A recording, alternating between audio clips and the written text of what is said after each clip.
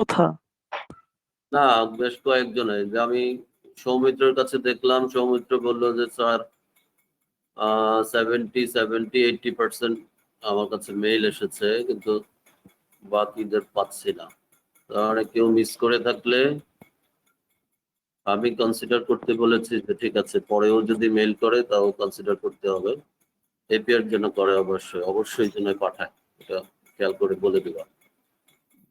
ওকে ওকে, আমরা শুরু করছি। হ্যাঁ, আজকের লেকচারটা আসলে এই অংশটা আমাকে শুরু থেকেই বলার জন্যই বলা ছিল।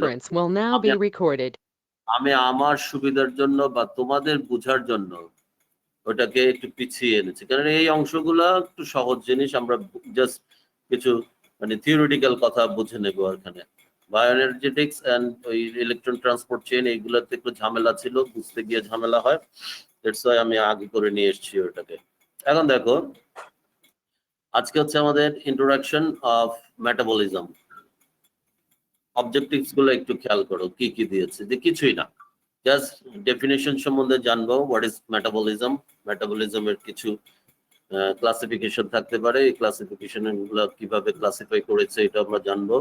মেটাবলিজমের পারপাস সম্বন্ধে আমরা একটু আইডিয়া পাবো, আর কিভাবে মেটাবলিজমকে বিভিন্ন ভাবে ফেজে ভাগ করেছে, স্টেপ ওয়াইজ কিভাবে ভাগ করেছে। আমরা সবটা তো পড়তে গেলে একবারে অনেক সময় অনেক কিছু বুঝবো না, দ্যাটস ওয়াই আমরা এটাকে কয়েকটা স্টেপে ভাগ করে নিয়ে আসি, এটাকে ফেজ হিসাবে বলা আছে। আর কি কি ধরনের রিয়েকশন গুলো হচ্ছে মেটাবলিজমের মধ্যে, ওই রিয়েকশন গুলো জানবো, আর একটা ওভারঅল একটা ডায়াগ্রাম দেখানোর চেষ্টা করবো আমরা, যে কি ধরনের হচ্ছে। ওকে, ফার্স্ট অফ অল আমরা ডেফিনেশনটা সম্বন্ধে জানবো। ডেফিনেশনটা জাস্ট পড়ো, এটা মোটামুটি সবাই জানবা। যেমন hundreds of reactions simultaneously take place in our living cell in a well organized and integrated manner. The entire spectrum of chemical reactions occurring in the living system are collectively referred to as metabolism. এখন বলবো যে সব ধরনের, যত ধরনের chemical reaction আমার বডিতে হচ্ছে, আমার সেলুলার লেভেলে হচ্ছে, আমি এক্স্যাক্টলি বলে দিতে পারি যে প্রত্যেকটা রিয়েকশনই হচ্ছে পার্ট অফ মেটাবলিজম। প্রত্যেকটা রিয়েকশনই হচ্ছে আমার পার্ট অফ মেটাবলিজম। হয়তো হতে পারে সরাসরি আমার ব্রেকডাউনের জন্য হচ্ছে না, বা সরাসরি একটা সিনথেটিক প্রসিডিওরের জন্য আমি বলতে পারছি না এখন, কিন্তু আমাকে ধরে নিতে হবে যে এইটার প্রোডাক্টটা যেটা আসবে এটা কোনো না কোনো ভাবে আমার মেটাবলিজমেই ইনক্লুড হবে। দ্যাটস ওয়াই আমার প্রত্যেকটা কেমিক্যাল রিয়েকশনকে আমরা ধরে নেই যে it's a part of metabolism.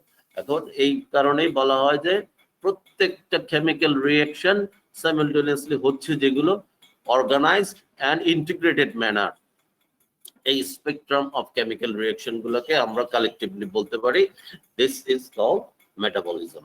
এটা একটা ডেফিনেশন, এটা মানে আমরা মেমোরাইজ করতে হবে, সত্যি কথা এটা লিখতে হবে আর কি যদি আসে। আমার কাছে এই ডেফিনেশন অনেকগুলো আছে, অনেক ধরনের আছে, তো আমার কাছে এই কেমিক্যাল এই রিঅ্যাকশন ডেফিনেশনটা ভালো লেগেছে, তোমরা চাইলে অন্য কোনো ডেফিনেশনও দিতে পারো। ওকে, আমরা এখন জানবো যে পারপাসটা কি, আসলে আমি মেটাবলিজম কেন করাচ্ছি। মূল পারপাসটা আমরা দেখেছি যে ইলেকট্রন ট্রান্সপোর্ট চেইন বা বায়োএনার্জেটিক্স পড়তে গিয়ে আমরা দেখেছি বারবার আমরা একই কথা বলেছি, এটিপি এন্ড এনার্জি, এই কথাগুলোই আমাদের আসছে। আর মূল ব্যাপারটাই হচ্ছে আমার বডি যদি একটা সিস্টেম হয়, এই সিস্টেমকে রান করাতে গেলে আমাকে এনার্জি লাগবে।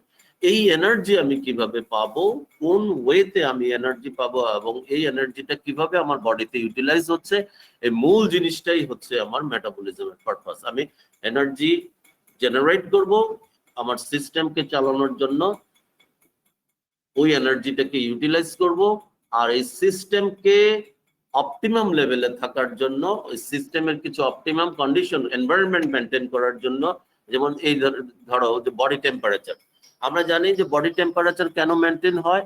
আমার বডি টেম্পারেচার যদি মেনটেন না হয়, আর একটা জিনিস জানি যে আমার এনজাইমস গুলা, যতগুলো বডিতে এনজাইমস গুলো কাজ করছে, এনজাইমস গুলোর জন্য প্রত্যেকটারে অপটিমাম টেম্পারেচার, অপটিমাম পিএইচ এগুলো লাগবে। যদি অপটিমাম টেম্পারেচার না থাকে তাহলে ওই এনজাইম গুলা ডিনেচারেটেড হতে পারে। তো ডিনেচারেটেড হওয়া মানে আমার কেমিক্যাল রিঅ্যাকশনটা হবে না।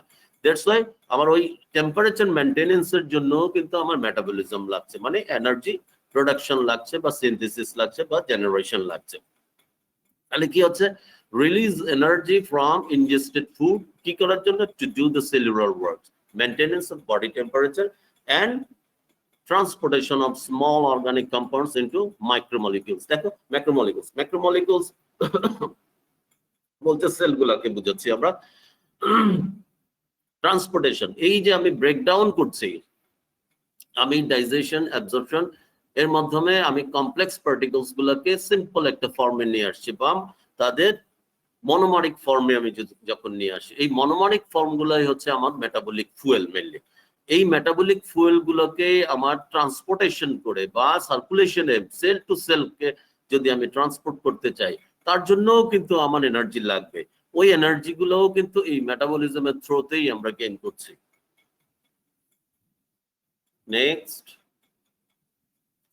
দেখো মেটাবলিজমকে আমরা কিভাবে দুটো ভাগে ভাগ করেছি, ক্লাসিফিকেশনটা কিভাবে বলা যায়, যে ক্যাটাবলিজম, একটা হচ্ছে ক্যাটাবলিজম আর একটা হচ্ছে অ্যানাবলিজম। ক্যাটাবলিজম বলতে আমরা বুঝাচ্ছি দ্য ব্রেকডাউন। দেখো আমি কালার করে রেখেছি এই জিনিসগুলো একটু চোখে পড়ানোর জন্য। The degradative processes concern with the breakdown of complex molecules. আমরা ডায়েটরি ফর্মে যেগুলো নিচ্ছি ম্যাক্সিমাম গুলোই হচ্ছে আমার কমপ্লেক্স ফর্মে, খুব অল্প জিনিস, যেমন glucose, glucose as a diet হিসেবে আমি নিচ্ছি না, আমি কার্বোহাইড্রেট নিচ্ছি, তাই না? তো কমপ্লেক্স ফর্মে নিচ্ছি, তাকে আমি সিম্পলার ফর্মে ব্রেকডাউন করাবো with a concomitant release of energy. ওই যে সিম্পল ফর্মে করব এবং সাথে সাথে আমি এটা থেকে এনার্জি নেওয়ার জন্য, এটা হচ্ছে আমার ক্যাটাবলিক পাথওয়ে। অ্যানাবলিজম হচ্ছে কি biosynthetic reactions involving the formation of complex molecules from the simple form. এখন আমার বডিতে সিম্পল ফর্মগুলো এত বেশি হয়ে গেছে, আমার এখন আর এনার্জি লাগবে না, অপটিমাম লেভেলের এনার্জি আমি অ্যাচিভ করে ফেলেছি। তো আমার বাকিগুলা কি করব এখন, এই বাকিগুলোকে আমি, যেমন আমার কাছে যদি হিউজ অ্যামাউন্ট অফ টাকা দেয়, আমার মান্থলি, আমার মনে করো আমার চলতে বা তোমার চলতে যদি মান্থলি তোমার 10,000 টাকা লাগে, এর মধ্যে দেখো যে এইবার তো কোভিড এর কারণে বের হচ্ছি না আমরা, যাওয়া আসা ঘোরাফেরা বা ওই মাঝখানে মাঝখানে রেস্টুরেন্টে গিয়ে এটা সেটা খাওয়া, এই খরচগুলো আমাদের নাই। সো আমার দেখা গেল যে প্রায় 50% টাকা আমি সেভ করতে পেরেছি। ওই টাকাটা আমি কি করে দেব, ওই টাকাটা আমি আমার সঞ্চয়ের মধ্যে রেখে দেবো, আমার জমানোর মধ্যে রেখে দেবো, বা আমি অন্য কোনো ভাবে এটাকে ইউটিলাইজ করানোর জন্য আস্তে আস্তে জমাবো। ঠিক একইভাবে বডিও আমার ওই কাজটাই করে, যে যে পরিমাণ এনার্জি আমার দরকার ওই এনার্জি আমার হয়ে গেছে, এখন তারপরেও ফুয়েল কিছু রয়ে গেছে, ওই ফুয়েলটাকে আমি স্টোর ফর্মে রাখার চেষ্টা করব। স্টোর ফর্মে, মনোমারিক ফর্মে বডিতে থাকবে না। স্টোর ফর্মে যদি আমি নিতে চাই, তাহলে তার আবার ওই কমপ্লেক্স ফর্মে তাকে ট্রান্সফার মানে কনভার্ট করতে হবে। ওই কনভার্সন ওয়েটাতেই আমরা বলি অ্যানাবলিজম, মানে সিনথেটিক, নতুন করে সিম্পলার ফর্ম থেকে আমি কমপ্লেক্স কিছু একটা ফর্ম করছি, that's why it is called anabolic pathway. Then হচ্ছে তোমার ফেজ, এই যে ফেজ গুলো আমরা কি কি ওয়েতে মানে fuel, dietary fuel, complex particles কয়েকটা স্টেপে ভাগ করে নিয়ে আসছি যে কিভাবে আমরা মেটাবলিজমটাকে করাচ্ছি। দেখো ফার্স্ট ফেজটা পুরোটাই হচ্ছে আমার hydrolysis of complex biomolecules into their building blocks or digestion. ওটাই হচ্ছে আমার ডাইজেশন করে যেটা করছি, এটা হলো ডাইজেশন, হচ্ছে আমার মেটাবলিজমের ফার্স্ট ফেজ। সেকেন্ড ফেজটা conversion of building blocks into acetyl. এই দেখো এখন আমি ফার্স্ট পেজে যদি চিন্তা করি, আমি কার্বোহাইড্রেট থেকে পেয়েছি কি গ্লুকোজ, আবার লিপিডস থেকে পাবো কি ফ্যাটি অ্যাসিড, এন্ড গ্লিসারল আমি ধরলাম না, আপাতত আমি ফ্যাটি অ্যাসিড ধরলাম, আর প্রোটিনস থেকে আমি পাবো অ্যামাইনো অ্যাসিড। এই প্রত্যেকটা বায়োমলিকিউলস এখন আমার মেটাবলিক ফুয়েল। এই মেটাবলিক ফুয়েলকে আমি সেকেন্ড একটা স্টেজে আনবো, যেটা থেকে কমন একটা ফর্মে নিয়ে আসবো। এই কমন ফর্মটাই হচ্ছে আমার অ্যাসিটাইল কোয়ে। দেখো আমরা পরবর্তীতে আবার যখন এগুলো ডিটেলস পড়বো তখন জানবো যে কিভাবে অ্যাসিটাইল কোয়ে হয়। প্রত্যেকটা বায়োমলিকুলস থেকে, প্রত্যেকটা ডায়েটরি ফুয়েল থেকে ব্রেকডাউন হতে হতে, আমি গ্লুকোজকে যদি ধরি, যেমন গ্লুকোজের মধ্যে আছে আমার 6টা কার্বন, তাই না? গ্লুকোজের মধ্যে 6টা কার্বন, এটা তো জানি আমি।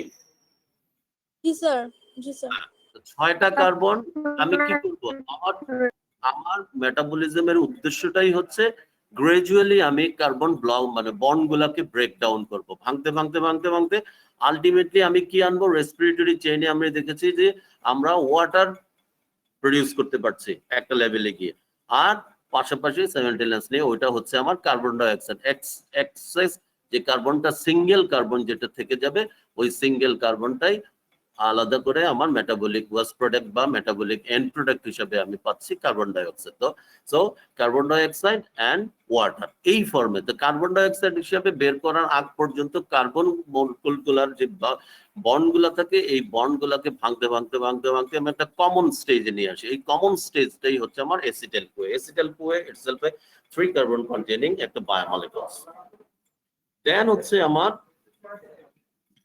third phase oxidation, then further oxidation of acetyl CoA. Acetyl CoA আমরা জানি TCA cycle, TCA cycle বা ট্রাইসাইক্লিক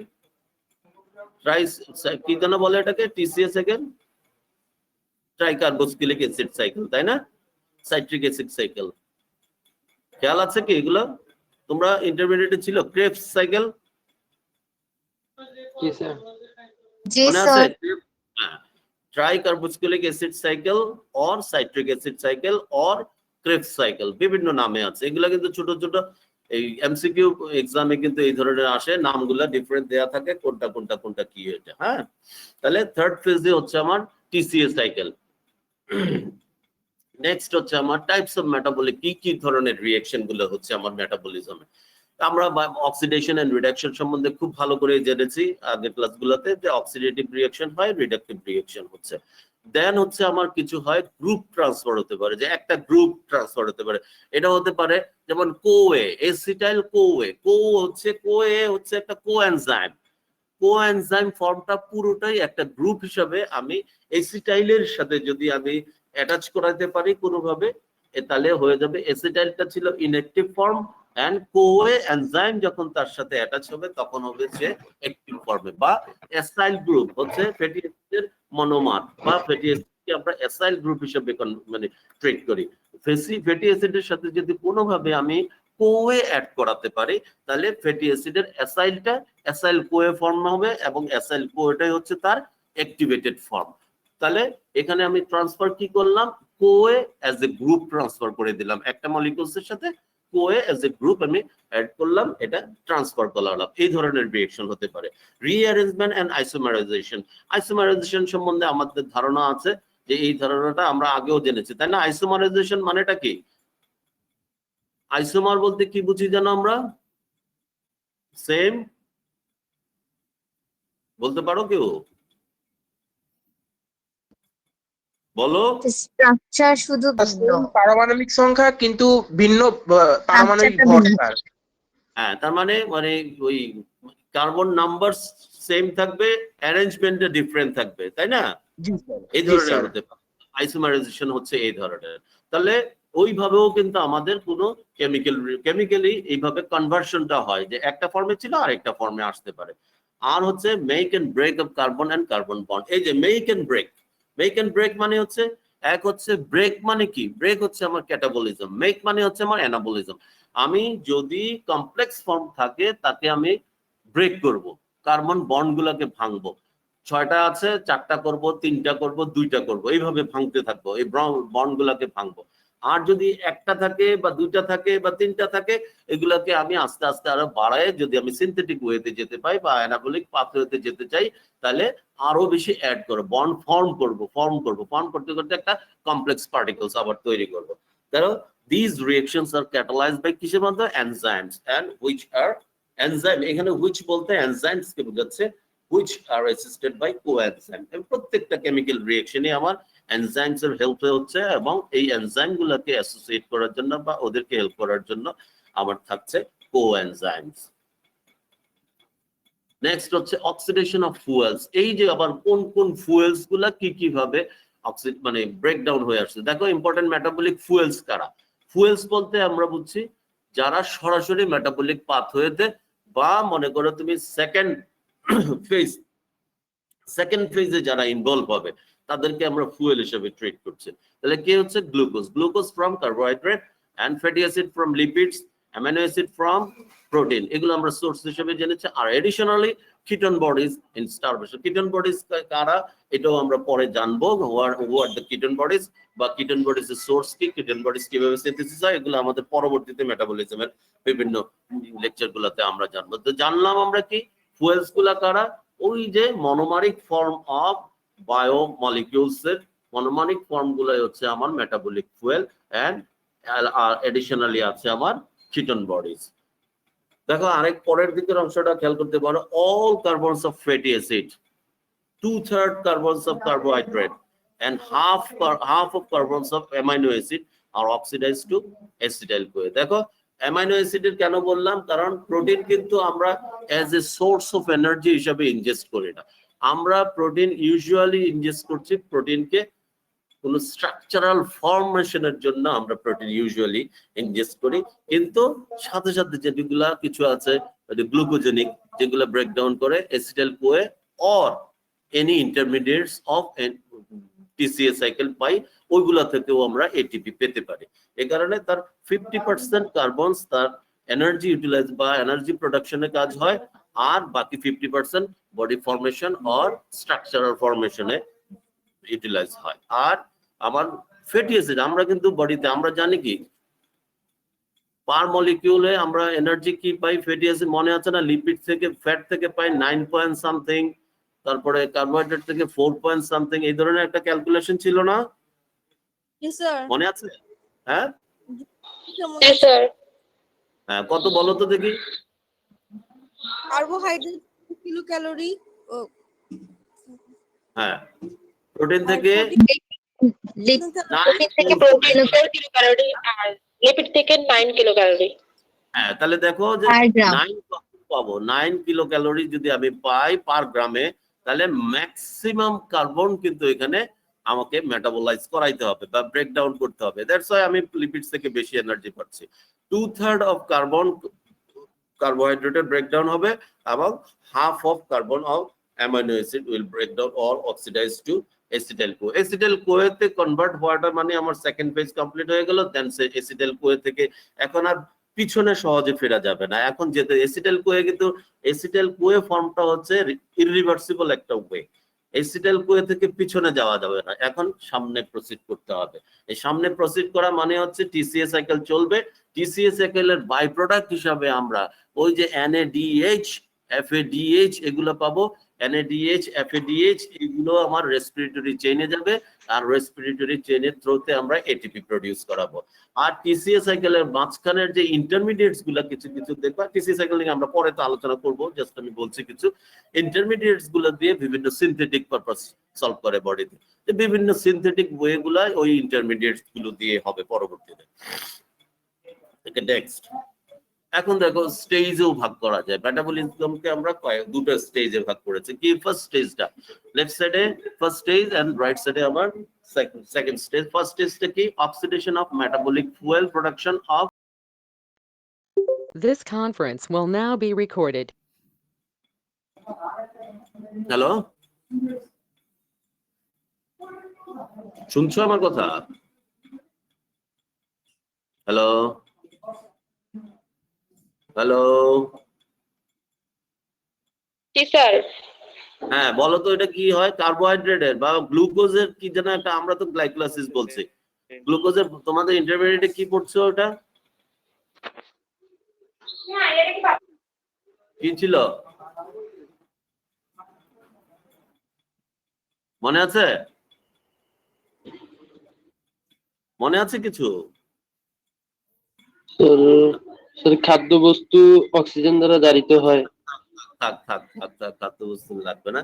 তাহলে হচ্ছে স্টেজ আমি বলছি যেটা, যেমন গ্লুকোজের মেটাবলিক ফার্স্ট পাথওয়েটা হচ্ছে গ্লাইকোলাইসিস, মানে গ্লুকোজের ব্রেকডাউন ওয়েটাকে আমরা বলি গ্লাইকোলাইসিস। লাইসিস হচ্ছে এই গ্লাইকোলাইসিস হচ্ছে আবার রেসপিরেটরি, মানে গ্লাইকোলাইসিস যদি আমি বলি সাবস্ট্রেট লেভেল, আর রেসপিরেটরিকে বলি যদি আমি টারশিয়ারি অর রেসপিরেটরি লেভেল, ফসফোরাইলেশনের উপর বেস করে আমি বলছি যে রেসপিরেটরি চেইন পর্যন্ত মেটাবলিক ফুয়েলের এন্ড প্রোডাক্ট বা বাই প্রোডাক্ট গুলো আসা আগ পর্যন্ত যদি কোনো এটিপি প্রডিউস করাতে পারি আমি মানে মেটাবলিক পাথওয়ে গুলাতে, ওই পাথওয়ে গুলার এটিপি প্রোডাকশনটাকে বলি আমরা সাবস্ট্রেট লেভেলের ফসফোরাইলেশন।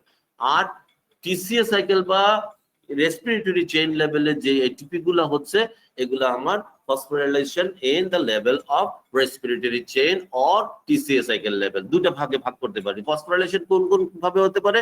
টারশিয়ারি অথবা রেসপিরেটরি চেইন লেভেলে, এন্ড সাবস্ট্রেট লেভেলে। সাবস্ট্রেট লেভেল বলতে আমি বুঝাচ্ছি যে টিসিএ সাইকেলে তার metabolic end product or metabolic by product আসার আগ পর্যন্ত যদি আমি কোনো এটিপি প্রডিউস করাতে পারি, তাহলে ওইটাকে বলছি আমি সাবস্ট্রেট লেভেলের ফসফোরাইলেশন। এবার গ্লাইকোলাইসিসের কথা কেন বললাম, কারণ গ্লাইকোলাইসিসে এই সাবস্ট্রেট লেভেলের এটিপি প্রোডাকশন হয়। যেমন আমি একটা এক্সাম্পল হিসেবে আমরা বলতে পারি, যেমন ধরো তোমার আরবিসির কথা আমরা জেনেছি, আরবিসিতে মাইটোকন্ড্রিয়া নাই।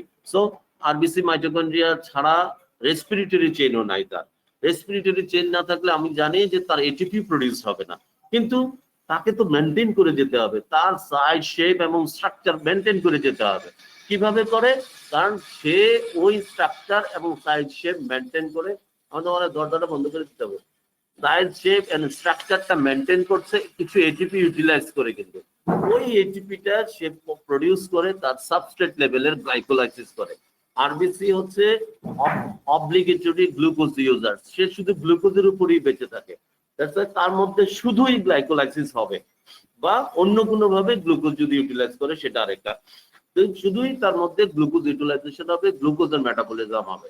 এই গ্লুকোজের মেটাবলিজমের মাধ্যমে সে এটিপি ছাড়া আর অন্য যে জিনিসগুলা করবে এগুলা রেসপিরেটরি চেইন লেভেল পর্যন্ত আসার কোনো ওয়ে নাই। সো তার এটিপি রেসপিরেটরি চেইন লেভেলে তৈরি হওয়ারও কোনো ওয়ে নাই। তার মানে তার সাইজ এন্ড শেপ মেনটেন করার জন্য তার সাবস্ট্রেট আগে থেকে এটিপি রেসপিরেটরি চেইন লেভেলে আসার আগ পর্যন্তই তাকে কিছু এটিপি প্রডিউস করাতে হবে। ওই লেভেলের যে এটিপি গুলো সে প্রডিউস করে, এই লেভেলের এটিপি গুলাকে আমরা বলি সাবস্ট্রেট লেভেলের ফসফোরাইলেশন অর অক্সিডেটিভ ফসফোরাইলেশন বলা যেতে পারে। এটাকে বুঝা গেল কথাটা? দেন হচ্ছে আমার সেকেন্ড স্টেজটাই হচ্ছে আমার রেসপিরেটরি চেইন লেভেলের স্টেজ। যদি আমি ফার্স্ট স্টেজ বলি, ফার্স্ট স্টেজটা হচ্ছে ফুয়েল প্রিপেয়ার মানে তৈরি করা, এন্ড হচ্ছে ফুয়েল গুলা থেকে আমার রেসপিরেটরি চেইন লেভেল যাওয়ার আগ পর্যন্ত স্টেজটাকে কনভার্ট করা। দেন রেসপিরেটরি চেইনের জন্য আমার সাবস্ট্রেট তৈরি করে সেকেন্ড স্টেজে আমি ওই সাবস্ট্রেট গুলাকে রেসপিরেটরি চেইন লেভেলে পাঠাবো। আর সেকেন্ড স্টেজটাই হচ্ছে এদের সাবস্ট্রেট কি, সেকেন্ড স্টেজটা হচ্ছে আমার রেসপিরেটরি চেইন লেভেল, এবং তার সাবস্ট্রেট বা তার ফুয়েল হচ্ছে NADH এন্ড FADH। এই NADH এন্ড FADH আমার respiratory chain level ATP produce করাবে, এবং ওই এটিপি প্রোডাকশনটাকে আমরা বলি phosphorylation and respiratory chain level. Okay, বুঝা গেছে কথাটা?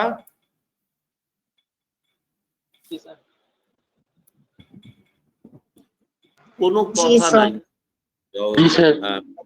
বাবা কথা না বললে তো আমি আগাতে পারি না। দেন হচ্ছে দেখো, ওই যে একটা ডায়াগ্রাম আমরা তৈরি করলাম যে কিভাবে আমরা মেটাবলিজমের একটা ডায়াগ্রাম তৈরি করতে পারি। দেখো, প্রাইমারি, ইন্টারমিডিয়ারি এন্ড টারশিয়ারি, তিনটা ভাগে যদি আমি ভাগ করি, তো প্রাইমারি মেটাবলিজম কোনটা? Carbohydrate, protein, lipid convert into তার মনোমারিক ফর্মে। দেখো আমি হয়তো সবগুলো এরো দিতে পারিনি ওটাতে, তুমি কিন্তু বলো দেখো প্রাইমারি, আমি কালার দিয়ে বুঝতে পারবো যে প্রাইমারি মেটাবলিজম কি হচ্ছে। কার্বোহাইড্রেট, প্রোটিন এন্ড লিপিড গুলো আমরা কমপ্লেক্স ফর্মে ইনজেস্ট করছি, এবং এইগুলোকে আমরা কনভার্ট করছি তার সিম্পল ফর্মে, glucose, amino acid and fatty acid, glycerol, এগুলো ফর্মে। দেন আমার ইন্টারমিডিয়ারি মেটাবলিজমে কি হবে? ওই যে প্রোডাক্ট গুলো আমরা সিম্পল ফর্মে পেলাম, এগুলা দুইটা ওয়েতে যেতে পারে, একটা হতে পারে অ্যানাবলিক ফেট, একটা হতে পারে তার ক্যাটাবলিক ফেট। আমরা ক্যাটাবলিক ফেটটাকেই আগে প্রায়োরিটি দিচ্ছি। ক্যাটাবলিক ফেটে কি হতে পারে? রিডিউস কোএনজাইমস ফর্ম হবে। ক্যাটাবলিক ফেটটাতে মেইনলি আমার মাথায় থাকে আমি এখন রিডিউস কোএনজাইম ফর্ম করব, কারণ আমার এটিপি প্রোডাকশনের জন্য বা অক্সিজেনকে ইউটিলাইজ করার জন্য আমাকে রেসপিরেটরি চেইনে যাওয়া লাগবে। সো রেসপিরেটরি চেইনে আমি কাকে পাঠাবো? রেসপিরেটরি চেইনের সাবস্ট্রেটকে পাঠাবো, এন্ড রেসপিরেটরি চেইনের সাবস্ট্রেট হচ্ছে NADH অর FADH বা রিডিউসড কোএনজাইমস গুলো হচ্ছে আবার তার রেসপিরেটরি চেইনের সাবস্ট্রেট। এই হচ্ছে আমার ক্যাটাবলিক পাথওয়ে। আর অ্যানাবলিজমে যদি হয় তাহলে ওই যে এক্সেস যদি হয়ে থাকে আমার ফুয়েল, তাহলে গ্লুকোজ থেকে আবার কার্বোহাইড্রেট তৈরি করার চেষ্টা হবে অ্যানাবলিক পাথওয়েতে, অ্যামাইনো অ্যাসিড থেকে আবার প্রোটিন সিনথেসিস করার চেষ্টা করা হবে, এবং আবার ফ্যাটি অ্যাসিড এন্ড গ্লিসারলকে আবার লিপিডে কনভার্ট করার চেষ্টা হবে। দে আর দ্য অ্যানাবলিক ফেট। দেন হচ্ছে আমার টারশিয়ারি লেভেল। টারশিয়ারি মেটাবলিজম যদি চিন্তা করি, তাহলে রিডিউস যে কোএনজাইম গুলো আমি পেলাম, এটা যাবে কোথায়? রেসপিরেটরি চেইনে and produce ATP and water. বুঝা গেছে ব্যাপারটা? জি স্যার। জি স্যার। ওকে, এই এই জিনিসগুলো কিন্তু খুব সহজ এবং মাথায় রাখবে। আমি বলি যে এই ডায়াগ্রামটা, এইটা জিনিসটা মাথায় রাখবা যে আমার প্রত্যেকটা বায়োমলিকুলস এর মেটাবলিজম পড়তে গিয়ে আমাদের মাথায় এটাই থাকতে হবে। এবং আমরা কিন্তু প্রথম থেকে শুরু করি ক্যাটাবলিক পাথওয়ে গুলোতে। কি মনে করো আমি কার্বোহাইড্রেট নিলাম, কার্বোহাইড্রেটের পেলাম কি গ্লুকোজ, গ্লুকোজকে ক্যাটাবলিক পাথওয়েতে পাঠালে কি কিভাবে ব্রেকডাউন করতে পারবো। আলটিমেটলি গ্লুকোজের ক্যাটাবলিজম শেষ করে এখন আমি অ্যানাবলিজম নিয়ে চিন্তা করব। তাইলে তোমার বুঝতে এবং তোমার সামনে আগাতে সহজ হবে। হ্যাপাজার্ডলি পড়লে মানে সবকিছু গুলিয়ে যাবে, এটা বুঝবা না, কষ্ট হবে। এখানে আরেকটা স্লাইডের মধ্যে আছে আমরা হাই এনার্জি ফসফেট মলিকুলস, এগুলো একটা শর্ট কোশ্চেন থাকে। হাই বলতে আমরা বুঝি, আমি এখানে সবগুলোকে নিয়ে আসছি, যদিও সবগুলা হাই এনার্জি মলিকুলস না। হাই বলতে ইউজুয়ালি বোঝায় নট লেস দেন 5 এটিপি বা 5 কিলো ক্যালোরি পার মোল। আমি কোন একটা মলিকুলস থেকে যদি 5 কিলো ক্যালোরি কম পাই তাহলে আমি তাকে বলবো লো এনার্জি ফসফেট মলিকিউলস। আর যাদের থেকে আমি 5 বা 5 এর বেশি পাবো তারা হচ্ছে আমার হাই এনার্জি ফসফেট মলিকিউলস। আমি কিন্তু সবগুলোকে একসাথে করে ফেলছি, যে কয়েকটাই দিয়েছে তোমরা ওইভাবে চিন্তা, মিস গাইডেড হইও না। বারবার বলে দিলাম দুটা আছে গ্লুকোজ 6 ফসফেট, ওটা থেকে আমি পাই 3.3 কিলো ক্যালোরি, আর গ্লিসারল 3 ফসফেট থেকে পাই 2.2 কিলো ক্যালোরি। এই দুটা হচ্ছে আমার লো এনার্জি ফসফেট মলিকিউলস, কারণ এদের কাছ থেকে আমি 5 কিলো ক্যালোরির নিচে পাচ্ছি। সো তারা হচ্ছে লো এনার্জি বা লো এনার্জি ফসফেট মলিকিউলস। আর বাকিগুলো হচ্ছে, এখন তোমাকে বলবে যে তোমার পড়ার মধ্যে এই এতগুলো পড়ার মধ্যে বা সামনে যেগুলো পড়বা সবচেয়ে বেশি এটাকে রাউন্ড ফিগারে 15 কিলো ক্যালোরি হিসেবে বলা হয়, 14.8 কে ফসফোইনল পাইরুভেট। ফসফোইনল পাইরুভেট একটা মানে This conference will now be recorded. এটা তো স্যার মানে হচ্ছে হারপারের না। রেফারেন্স দেওয়া। কিসের? হারপারের না, হারপারে এই ধরনের রেফারেন্স। হারপারে আসতে পারে 6 আসতে পারে, কোন বইয়ে আছে তোমার 6 কিলো ক্যালোরি পার মোল, কোন বইয়ে আছে 6 ক্যালোরি। এভারেজলি এটাকে কোথাও কোথাও 5 হিসাবে ধরে নেয়, নট লেস দেন 5 এর নিচে হতেই পারবে না লো এনার্জি যেটা হবে। আর হাই এনার্জি হতে গেলে অবশ্যই 5 অর মোর দেন 5 হতে হবে। আমার মনে হয় তুমি একদম 7.3 তুমি যেটা বলছো এটা হচ্ছে আমার এটিপি। আমরা এটিপি পার এটিপি থেকে 7.3 কিলো ক্যালোরি পার মোল পেয়ে থাকি। ওইটুকু এটিপির এনার্জিটা বলছো, এটা এটিপি আমার ডিমার্কেশন লাইনের মানে ইয়ে পয়েন্ট না, সেন্টার পয়েন্ট না।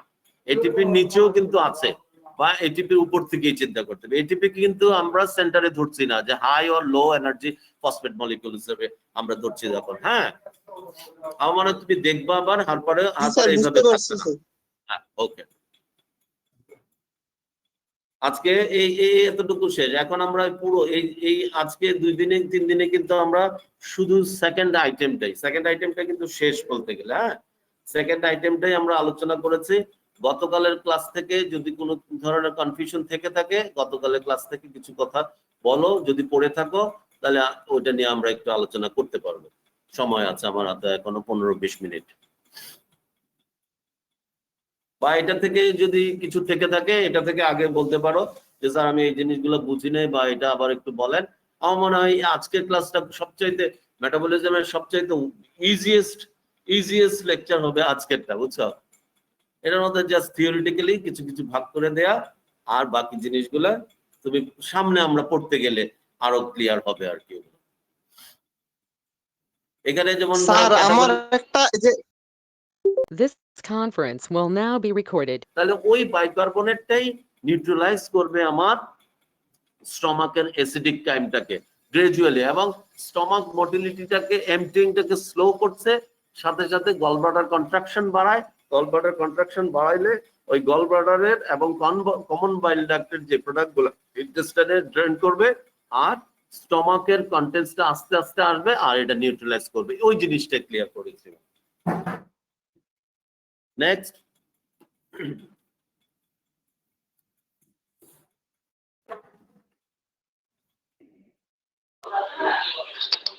স্যার স্যার আজকে যেটা ওই যে স্টেজেস অফ অক্সিডেশন ওটা স্যার বুঝি নাই।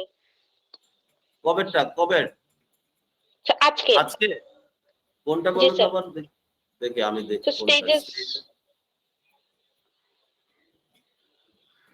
কোনটা এইটা না স্যার, পরে আরো পরে। দেখি এগুলা না না স্যার, না স্যার, স্যার দুইটা স্টেজ ছিল। ওই যে এই এটা স্টেজ। স্যার। জি আচ্ছা, স্যার। স্টেজ বলতে দুইটা স্টেজে ভাগ করেছে।